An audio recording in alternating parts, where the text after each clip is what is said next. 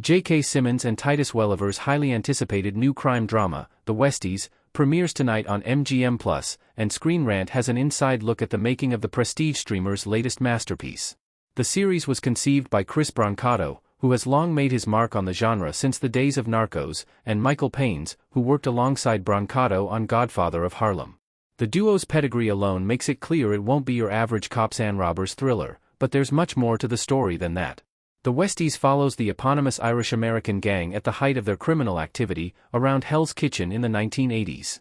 Their leader, Eamon Sweeney, Simmons, playing a fictionalized version of real-life Westies boss Mickey Spillane, is making deals with the Gambino crime family despite some resistance from the group's younger members, metaphorically led by Jimmy Roarke, Tom Brittney.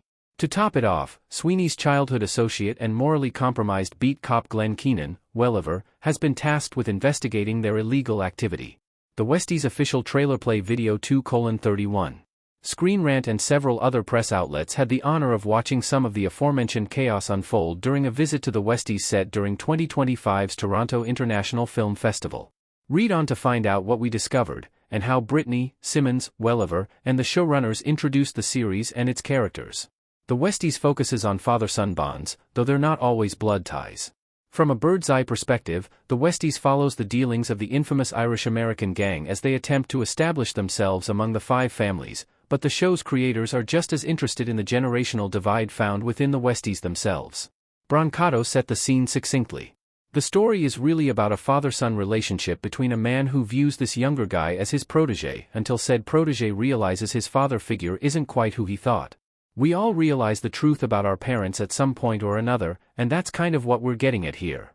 When co-creator Michael Paines joined the set tour, he sketched out a bit more of the details. According to him, Brittney's Jimmy Roarke is basically the hero of the show. After a rough childhood, Sweeney picked him up as a kid, put him under his wing, and acted as his father figure.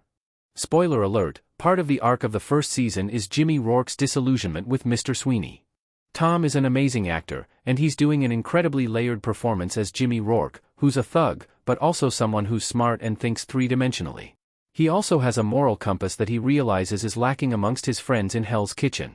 Brittney himself had a very similar view of the dynamic between the two characters, adding that, "It's great to play those things with J.K., who naturally makes me feel like a teenager even as I'm standing up to him." The young actor was not shy about expressing his admiration for his veteran co-star. "He's one of my favorite actors. I'm working with J. Jonah Jameson. And, of course, Whiplash. I think seeing that career-defining performance, and I get to stand opposite that and stand up to that." In a one-on-one interview with Screen Rant, Brancato previewed the trajectory of the extreme father-son relationship in Season 1. If you asked Roarke in Episode 1 if he would ever cross Eamon Sweeney, he would say, "Of course not." But he does so eventually because of the circumstances he's in, and that sets off a little firestorm by season's end. Don't expect The Westies to be a documentary. The Westies features real-life members of the 80s Italian-American Mafia scene, including John Gotti, played by Hamish Allen Headley, and Gambino crime family leader Paul Castellano, Ron Lee, but they merely serve the larger narrative of Sweeney and Roarke's personal power struggle. We've got these great mobster characters who are essentially on the side edges of the show, while we focus on the Irish gang and their relationship with both the Italians and with each other. We weren't there for the conversation, so we have to make it up. While the co-creator did acknowledge that he was partially inspired by T.J. English's The Westies, Inside New York's Irish Mob, he explained that, in order to make these characters who are criminals heroic, you have to take a lot of dramatic liberty and license. In other words, his and Paines is not meant to replace an actual history lesson. We seek to tell the truth about this organization, but without necessarily doing a documentary about who they were. We weren't there for the conversation, so we have to make it up. Some of the people involved with the show were there for at least a few conversations, however. As Brancato pointed out, line producer Ray Quinlan worked on the West Side docs and personally knew several members of the mob. Even star Titus Welliver had personal awareness of the Westies, as he revealed that he had a roommate whose father was a Westie. However, Brancato opted to stick to second-hand sources for the most part. "I try not to talk to too many of the actual people because I don't want them to get angry about what I end up writing." J.K. Simmons seemed thrilled about this fictionalized approach to the story, reveling in the fact that it's inspired by, as opposed to based on, which is an important distinction. "I'm making no effort to play a specific Mickey Spillane or James Coonan, or any combination of these guys.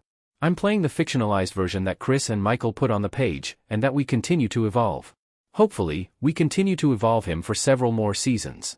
Ultimately, at some point, I've got to get what's coming to me. I'm earning it.